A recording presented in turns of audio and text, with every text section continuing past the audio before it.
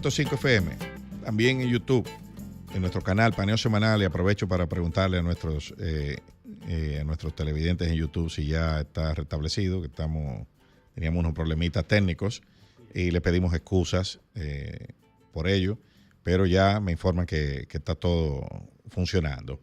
Y aprovechar y saludar a todos estos amigos que están ahí en sintonía, Beatriz Bedoya, Marlon Hernández, que no se pierde nunca, Fernando Álvarez.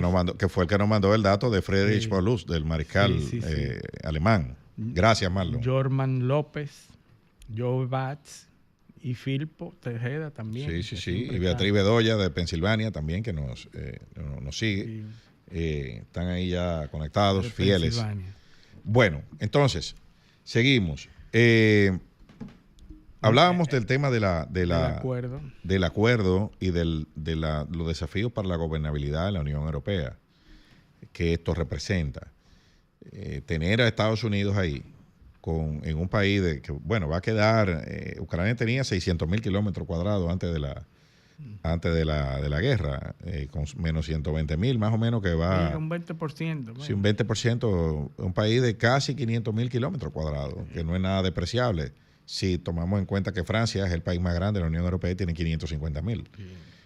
O sea que tú estás hablando debe ser un país, si no el segundo, está cerca de ser el más grande de la Unión Europea. Entonces eso va a cambiar el tablero. Eso va a cambiar el tablero de la Unión Europea. Pero también hay que llamar la atención en algo. Y viene un conflicto interesante en términos históricos de qué va a suceder, qué es lo que va a prevalecer. Para nadie es un secreto que la fortaleza institucional, la construcción política de Occidente se hace en Europa. O sea, el preservar esa raíz institucional, conceptual y del pensamiento es importante. Hay que ver qué es lo que va al final a prevalecer, porque hay una corriente que lo que propone es por destruir todo eso. Sí, una disrupción. Y más el gobierno de Donald Trump ha sido completamente disruptivo en muchísimas de las narrativas que se han creado alrededor de Occidente, como Occidente. Trump había sostenido que en esa nueva narrativa, que en esa nueva tendencia occidental, Estados Unidos había estado en desventaja. Claro. Y que había aportado fondos y que a cambio de esa fuerza militar y esos fondos que aportan los norteamericanos, en el proceso la industria norteamericana se había debilitado. Y que Estados Unidos había sufrido en el proceso de occidentalización del mundo. Eso es un tema, eso es un pensamiento muy reduccionista. Muy reduccionista porque está claro que no. Incluso vimos un aporte y un estudio que señala el nivel socioeconómico de los norteamericanos frente a los demás. Sí, claro, hay muchísimos ciudadanos de otros países. Y el declive de la calidad de vida de Estados Unidos es una cosa que es palpable. O sea, el que ha viajado mucho a Estados Unidos, sobre todo en diferentes épocas, lo nota. O sea, lo nota. Tú que estás yendo a Estados Unidos desde los 70, 80, probablemente, yo desde los 80, o sea, hemos visto cómo eso ha ido en los momentos de boom, de bonanza, y lo que hay ahora. O sea, Estados Unidos no es ni sombra de lo que era hace 20 años, lamentablemente. Sigue siendo la nación teniendo un peso específico, importante, pero ya no están solos en el escenario. Y eso es lo que Trump está intentando rescatar. Y en esa misma línea, esta semana hubo una audiencia de confirmación, ¿no? De Lía Campos, de la embajadora. La propuesta embajadora norteamericana en República Dominicana. Francis Lía Campos. Así es. Francis Lía Campos fue al Senado, donde delineó lo que van a ser su estrategia. Esta señora tiene una formación, viene de la CIA. Viene de la CIA. asesora de muchos, bueno, del Departamento de Estado. Tiene una amplia historia de diplomática y estrategia y de inteligencia. De inteligencia. Entonces, eso te da muchas lecturas de cómo se está repensando la relación en términos bilaterales con la República Dominicana. Porque ¿por qué tú mandas a una persona que tiene experiencia en el área de inteligencia a la República Dominicana? O sea, porque obviamente tú quieres aprovechar de ese know-how que tiene ella. Y tiene una línea muy clara. Ella dice que su principal objetivo es frenar el avance del Partido Comunista Chino. Sí. O sea, dijo Partido Comunista Chino. La presencia China. Pero no comercial. Fíjate que ella se fue por el tema ideológico, ¿no? Sí. Que me pareció un discurso como de los 70. Sí, como que anacrónico, porque sí. Ahora mismo tú puedes señalar a China como una amenaza comercial, pero amenaza ideológica no me parece. Que lo es, porque ¿qué es lo que pasa? Y aquí es que Estados Unidos le está queriendo poner controles. América Latina completa representa poco menos del 9% de las exportaciones chinas.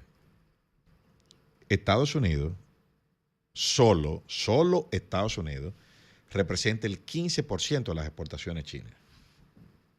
¿Solo el 15%? Solo, sí, pero es mucho. Es mucho, para ser un solo país. Sí, pero el resto del continente es un 8% de las exportaciones chinas. Estados Unidos solo es casi el doble. Europa es el 18%. De las exportaciones chinas, el total. Ahora, ¿qué es lo que pasa? Que el crecimiento en los últimos 5 años es vertiginoso. Nosotros, por ejemplo, República Dominicana, en 2024, importó de China 4.700 millones de dólares. En 2019, nosotros 2.000 y pico millones de dólares. O sea, en 5 años, prácticamente se ha duplicado. Entonces, porque China también ha creado una infraestructura de manufactura muy superior a la que tenía antes. Pero en también. 5 años, Luis. Sí. O sea, en 5 años, eso prende cualquier alarma. Sí. Pero lo mismo está pasando en los países centroamericanos. Nicaragua, Honduras, Costa Rica. Todos tienen crecimiento de 30 y 40% y más en volumen de importaciones chinas. China es el segundo origen de importaciones a República Dominicana. Estados Unidos es el primero y China es el segundo. Entonces, ¿qué pasa? Que si no hacen nada y esa tendencia continúa, puede llegar un momento en los próximos 2, 3 o 5 años donde eso se equilibre. Con todo y tratado de libre comercio con Estados Unidos y con los países centroamericanos. Entonces, eso es lo que están tratando de ver, cómo lo paran. Y también evitar que se use el suelo de estos países para entonces meter productos chinos en el mercado norteamericano, que es el dolor de cabeza con México que tienen, que no saben cómo parar. En ciertos sectores ya los chinos están metidos en México produciendo. Entonces, ¿cómo tú controlas el sector automotriz, por ejemplo? Las normas se cambiaron para evitar la penetración del vehículo eléctrico a los Estados Unidos. Y se cambiaron regulaciones desde el origen del acero, que tenía que ser norteamericano, o sea, de los países del NAFTA, regulaciones de todo tipo. ¿Qué pasa? Que los chinos comenzaron a integrar verticalmente la industria. Hay por lo menos 5 acereras mexicanas que son propiedades de chinos, sí, que se están integrando verticalmente para producir vehículos en México, para entrar a Estados Unidos. Entonces, a eso es que los Estados Unidos le están... Estados Unidos está reaccionando, creo que un poco tarde, porque los chinos tienen varios lustros, para no decir decenas de años, preparando su despliegue estratégico en todo el mundo, ¿verdad? Y lo anunciaron, la famosa iniciativa de la seda, del cinturón de la seda. China ha sido coherente en ir creando las condiciones para multiplicar sus mercados y multiplicar sus posiciones en el mundo entero. Esa gran inversión que han tenido en África, aunada con la gran inversión que han tenido en Sudamérica, que era un territorio olvidado de los Estados Unidos, y que China ha utilizado y ha adquirido posiciones estratégicas en puertos. Y lleno de recursos naturales. Y lleno de recursos, sobre todo recursos mineros, en los que China ha invertido en todo el mundo. Fíjate que no solamente África, que es una cantera de recursos mineros. Que está tomado por China. Sudamérica, que hay importantes inversiones en Sudamérica, en Perú, sobre todo. En Groenlandia, que hasta hace poco estaban en negociaciones con Dinamarca para intervenir en compañías mineras. Que forma parte, lo dijimos aquí el sábado pasado, de un triple play que se quiere hacer aquí. Estados Unidos toma Groenlandia, Rusia, parte de Ucrania, y China coge Taiwán. Sí. Es que Estados Unidos, vuelvo y repito, está reaccionando a esta iniciativa que China ha sido constante y firme manteniendo en sus posiciones. Esa estrategia de invertir en puertos en todo el mundo, sobre todo en África, en el Cuerno de África, que son estratégicas y vitales. Las inversiones que hasta hace poco tenía en el Canal de Panamá también, es que ha levantado la alerta del gobierno de Donald Trump en decir es que estamos cercados por todas partes. Sí. Ante un no deseado conflicto militar, Estados Unidos la tiene difícil para moverse y mover recursos de un sitio a otro, ¿verdad? Claro.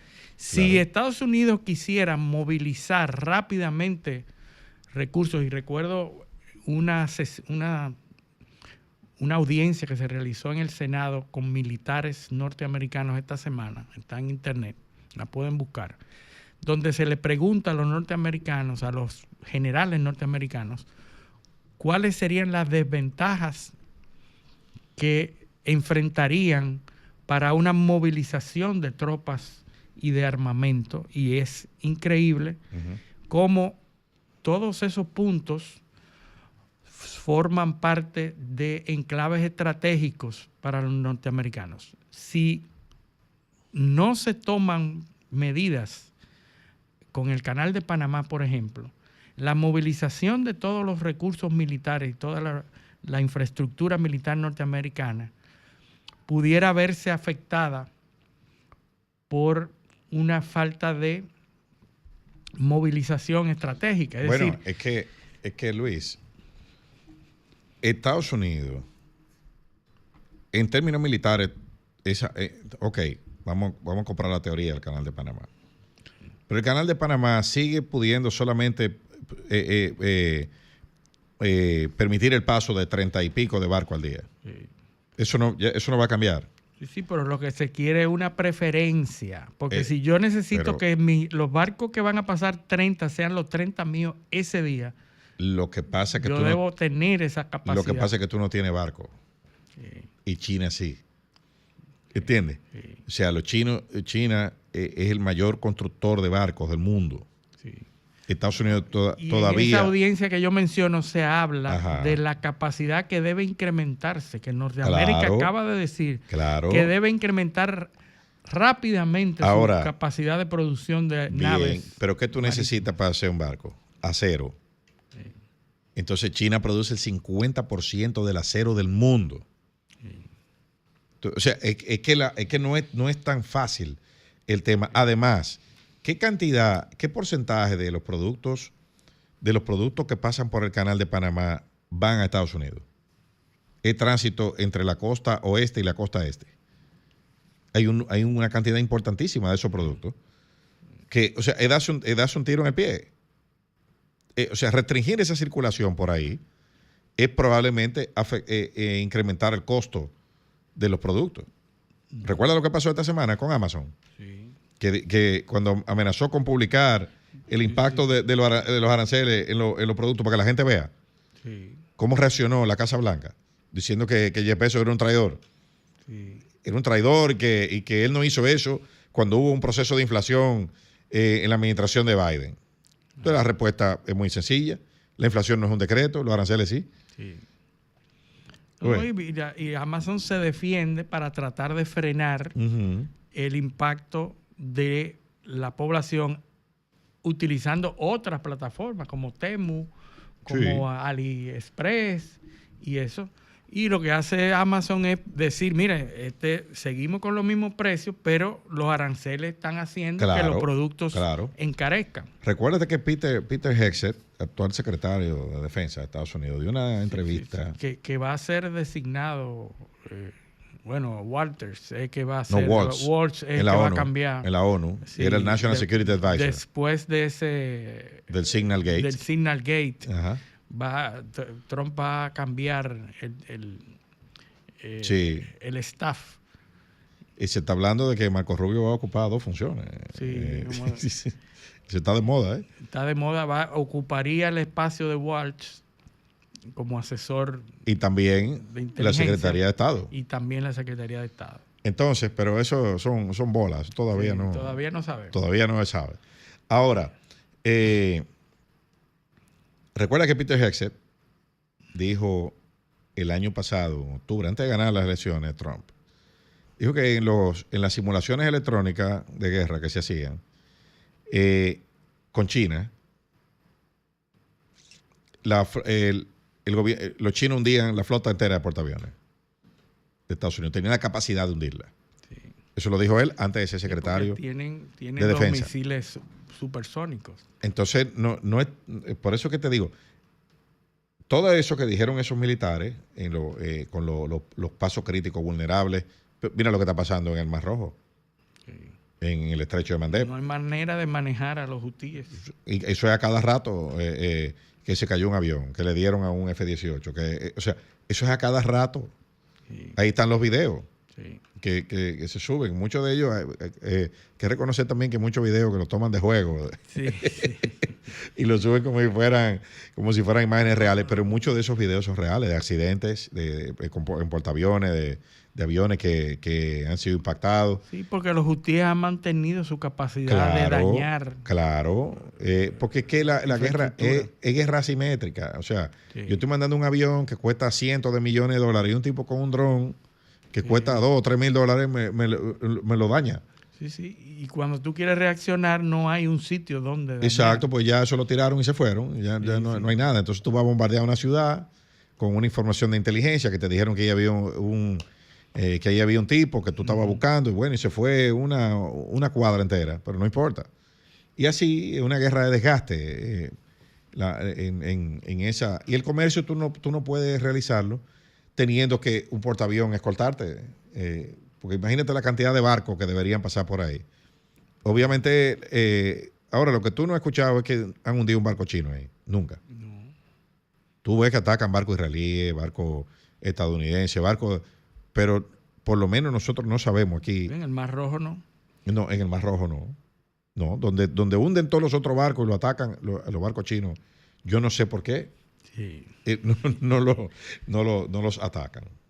Entonces, no es tan fácil el escenario mundial, ¿no?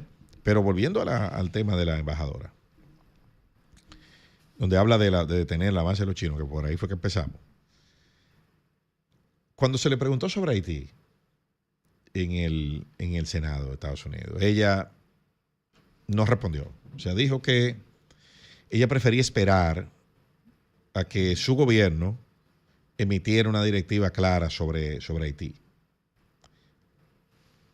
al otro día vino la declaración de las bandas haitianas, del Departamento de Estado. Del Departamento de Estado. Que declaran como organizaciones terroristas a 2 bandas haitianas. Sí.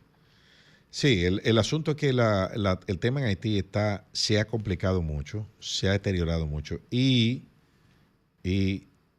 extraoficialmente se comenta que la misión keniana se va en unos 2 meses. Eso todavía no es oficial, pero es muy probable que eso suceda. Claro. Es muy probable que eso suceda porque la situación... No se ha visto el avance tampoco. Que además de eso, claro, esa declaración como terrorista de las bandas es para darle un espaldarazo, para tratar de evitar que eso se produzca, porque en uno de los considerandos de la declaración dice que esas bandas han matado a soldados de la Fuerza Multilateral de Estabilización y Seguridad. Entonces, hay que poner atención ahí. No, obviamente, todavía Estados Unidos aparentemente no tiene un plan con Haití. Esta señora tampoco es una veterana, tampoco quiso... No va a hablar de algo que no tenga la directriz del gobierno. No, claro, ni siquiera una opinión, porque ya está hablando como embajadora designada. O sea, cualquier cosa que ella opine puede entenderse que es la opinión del país que representa. Y fue una cuestión inteligente de ella, pues, eludir la respuesta. Otro que tuvo aquí, Luis, esta semana... Lavrov. Sí. Lavrov no fue recibido con tanta pompa como... Bueno, al menos no se le dio tanta cobertura. Como Marco Rubio. Pero protocolarmente se hizo lo mismo. Se hizo lo mismo. Sí. Lo que no se le dio fue mucha cobertura. Exacto. Ni rueda de prensa en Palacio. Sí. Que no, a pesar de que fue y se reunió con el presidente. Pero claro, no, pues yo vi gente diciendo, no, que el presidente ni lo recibió. No, el presidente lo recibió. Claro que sí. Estoy hablando de un canciller de una superpotencia. Y mucha gente cree también que eso es un acto, que eso no fue consensuado con los Estados Unidos. Claro.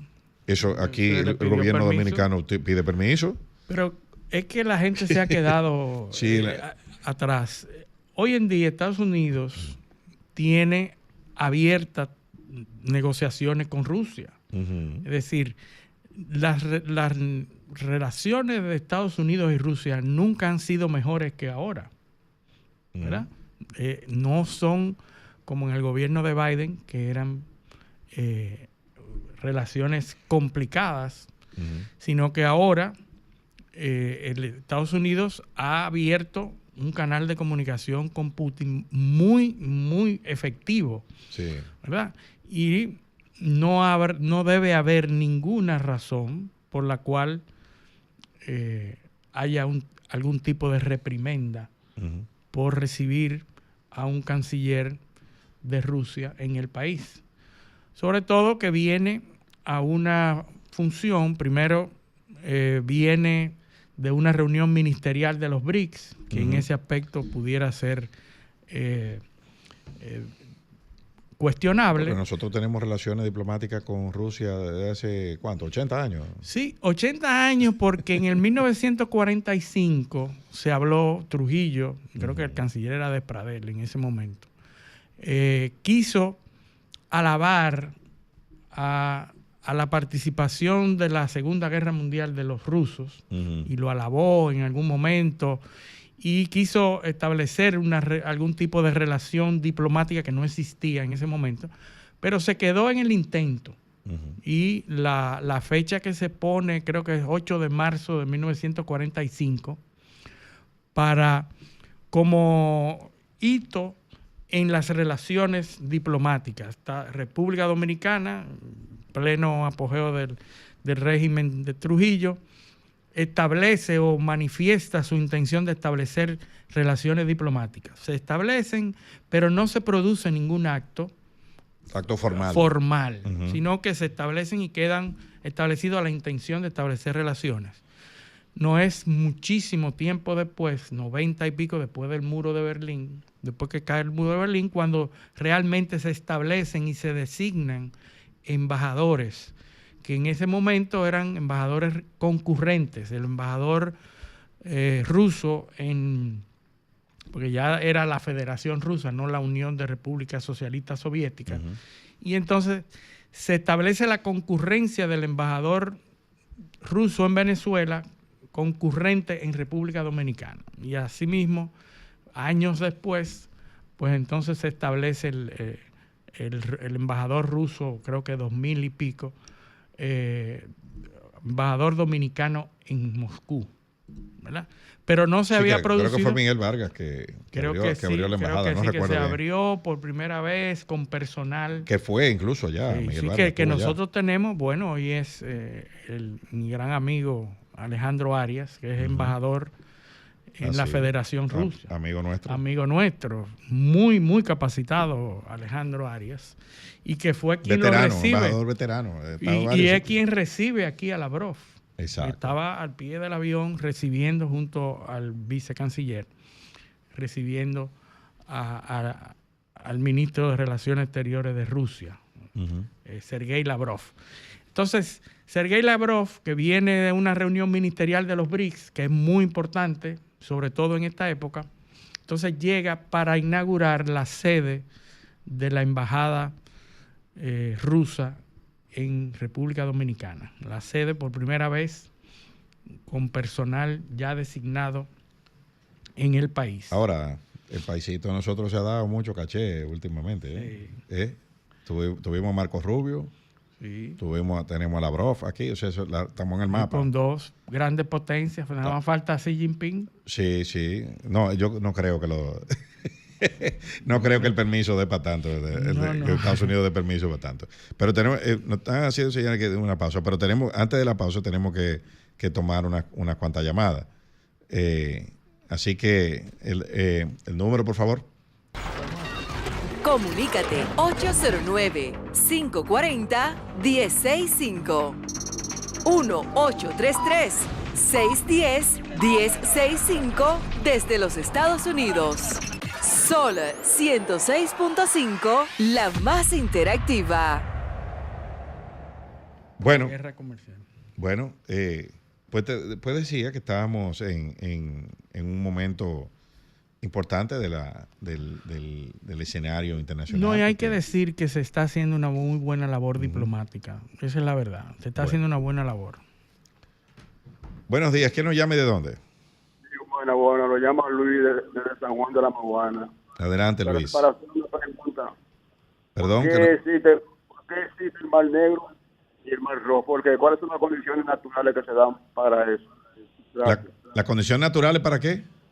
Para que exista Mar Negro y Mar Rojo. Ah, ok, gracias.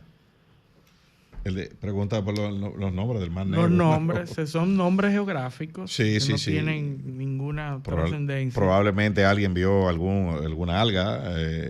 Se habla de eso, de una alga específica que oscurece las aguas, pero no tiene ninguna importancia. Realmente son nombres que se dieron en la antigüedad.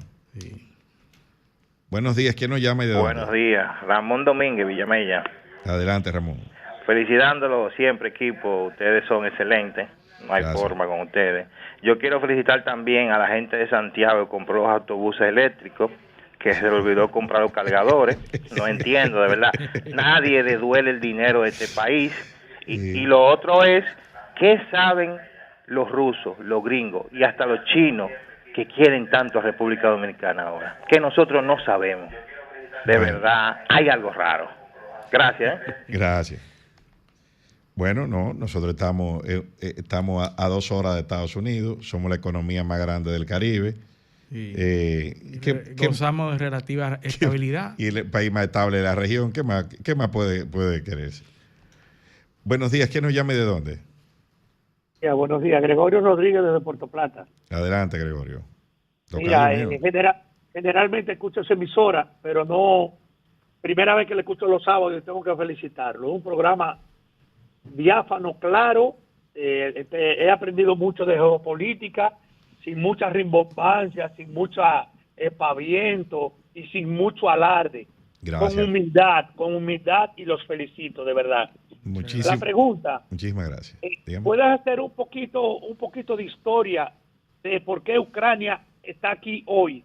¿Qué pasó con Rusia? los discursos de Putin, las advertencias de Putin, lo que hizo Europa con Yugoslavia, acercándose poco a poco, porque hoy en día está la guerra y es un hecho, pero se nos olvida lo que pasó anteriormente para llegar al día de hoy. La guerra es una consecuencia. Gracias. Gracias. Buenos días, ¿quién nos llama y de dónde? Buenos días, habla Alberto Rodríguez, de aquí de Santo Domingo, Distrito Nacional. Sí, mi llamada es con relación que yo veo que de República Dominicana tiene muchos embajadores en muchos países, pero también muchos países no tienen embajadores aquí. ¿A qué se debe eso? Gracias. Bueno, se debe a decisiones de los gobiernos que nombran embajadores concurrentes, o sea, que están en un país y atienden lo que sucede en República Dominicana. Eso, hay que decir que es el menor de los casos. Sí. La mayoría, menor de los casos se ha dado, bueno, con Estados Unidos se ha dado, pero no se... No, él dice sedes diplomáticas abiertas. Por ejemplo, el caso que tú comentabas, de países que tienen un embajador que atiende varios países que concurrentes. Bueno, nosotros tenemos embajadores concurrentes. Por ejemplo, en Sudasia, nosotros tenemos un embajador en la India que es concurrente como a 3 o 4 países. Y en algunos países africanos también. En algunos países africanos. En Sudáfrica es concurrente con varios países. Con varios países de la región. Lo más cercano usualmente. Buenos días, ¿quién nos llama y de dónde? Hello, buenas.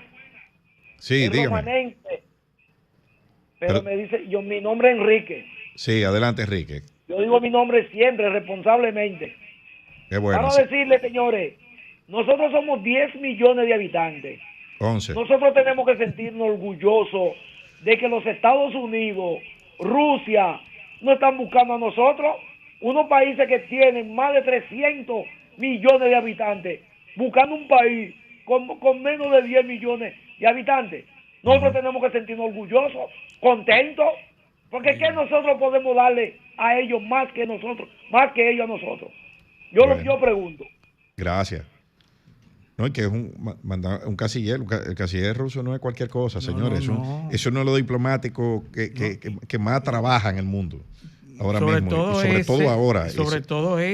Busquen las entrevistas de ese señor en YouTube para que ustedes vean el nivel de la personalidad que acaba de pasar por aquí, por la República Dominicana. Que sobrepasa varias veces a Marco Rubio. Sí, pero Marco Rubio no le carga ni el bulto a Lavrov.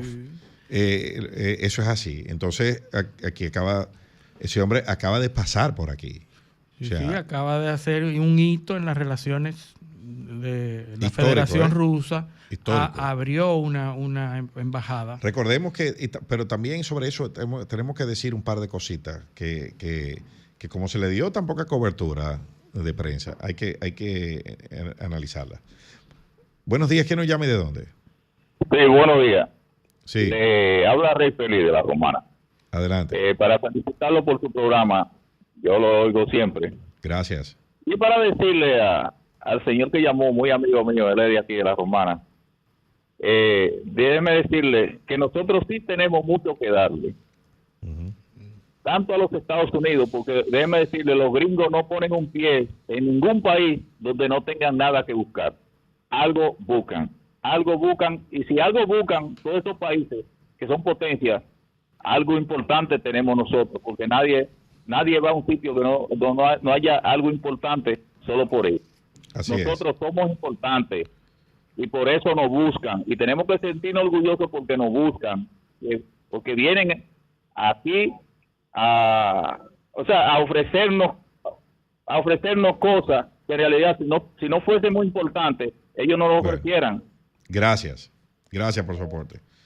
Lavrov aquí, ¿sabe qué fantasma salió en la reunión? El fantasma del avión de Maduro. Nosotros queremos recuperar el turismo ruso. Sí. Entonces dice Lavrov que se muestra abierto, pero dice que para que eso se dé, el gobierno dominicano tiene que estar en capacidad de garantizar la integridad y la custodia de los aviones rusos que vienen aquí. O sea, que no vaya a venir un avión de una aerolínea rusa y que por una decisión del gobierno de Estados Unidos u otro gobierno, la República Dominicana proceda a retenerlo. Inteligentemente sí. llamó a la atención porque todos sabemos que ese avión se capturó a instancias de Estados Unidos. Y no una forma no del todo regular, quizás. Recordemos que también se había producido un incidente con un yate, el Flying Fox, que es un yate ruso que tuvo aquí un tiempo varado y que finalmente después pudo zarpar.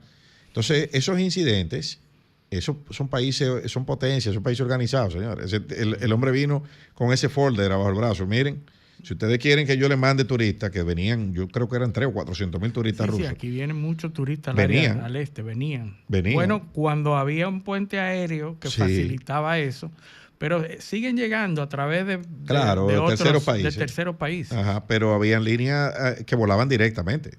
Sí. Entonces, ¿qué dice? Bueno, vamos a restablecer esto, pero tú tienes que darme algunas garantías para yo poder permitir y no arriesgarme otra vez. Buenos días, ¿quién nos llame de dónde? Buenos días. Otra llamada desde La Romana. Homero Vera. Estamos pegados en La Romana nosotros. Sí, así es. Sí. Saludos a todos en La Romana. Saludos, José y José Eliseo. Una pregunta. Lavrov tiene mucho tiempo ahí. Desde la crisis de Crimea que empezó el Maidán, él estaba ahí ya, tiene más de 11 años como ministro de Relaciones Exteriores. Sí. Y la otra es que yo con los dominicanos que viven fuera, José Eliseo y Luis José, ellos me preguntan ¿qué va a traer estos vientos económicos de Trump? Y yo le digo, hay que esperar porque se puede dar lo que se dio con Reaganomics, que yo estaba allá viviendo en este tiempo y Reagan se la vio fea en el primer periodo. Pero en el segundo todo se aclaró y la economía mejoró y Reagan lo catalogan como uno de los mejores presidentes de los Estados Unidos. Los dejo ahí, ¿qué comentarios se me pueden hacer de eso? Bueno, y saludos a los dos. Trump acaba de pasar sus primeros 100 días. Hay gente que cree que son 5 años. La cantidad de actividades en las que ha incidido Donald Trump en esos primeros 100 días ha sido increíble. Parecería que todos los días hace 4 o 5 cosas diferentes. Parecería que son 6 meses ya. Los 100 primeros días, muchas improvisaciones muy propias de la personalidad de Donald Trump, que es hace la cosa de volátil como él, su personalidad volátil, pero siempre con una astucia y una capacidad de negociación increíble. De todas las cosas que ha hecho en los 100 primeros días, no se puede señalar un solo hecho, un solo beneficio que no sea haber parado la migración ilegal por el sur de la frontera, por la frontera sur de los Estados Unidos. Eso es un logro. Es un logro impresionante que nadie cuestiona, ¿verdad? De los 200,000 ilegales que pasaban mensualmente, creo que el último reporte ha sido de 8,000. Sí. Es decir, es indiscutible el éxito que ha tenido con sus políticas para detener la inmigración ilegal. Es lo único que se puede señalar. Después todo lo demás, hay que esperar esos resultados porque todavía están por verse. Claro. Los resultados en cuanto a las negociaciones con la paz de Ucrania. No, y en términos económicos. El asunto de los aranceles que ha ido. Otro hecho que ha sido una derrota de Trump ha sido que ha provocado que su adversario en Canadá ganara. Sí. El Partido Liberal Progresista de Canadá ha ganado ampliamente frente al Partido Conservador, que se pudiera analizar como más alineado con Trump. Y que no lo estaba, pero bueno. No lo estaba, pero pudiera verse como un partido de derecha conservador, que por lógica se entendía más cerca de Trump. Claro. Pero las declaraciones de Trump en cuanto a anexar el territorio de Canadá le dieron la victoria a su opositor, que por cierto es el candidato del partido que gobernaba, ¿verdad? El mismo de Justin Trudeau. Y es cuando Justin Trudeau renuncia, pues gana el primer ministro actual, es el que se queda. Bueno. Entonces es una de las no, y en el área derrotas. Económica hemos visto como las bolsas de valores han sido sacudidas. Han subido, han bajado. Hay mucha gente que ha ganado mucho dinero. Yo no me apresuraría a evaluarla todavía. Todavía, exacto. Vamos a ver lo que pasa. Vamos a ver cómo se dan los acontecimientos. China se ha resistido incluso Trump ha dicho que están en conversación y China lo ha negado para tratar de... No, pero ha dicho que está dispuesta. Manejar. Y ha dicho que está dispuesta a acercarse y a negociar.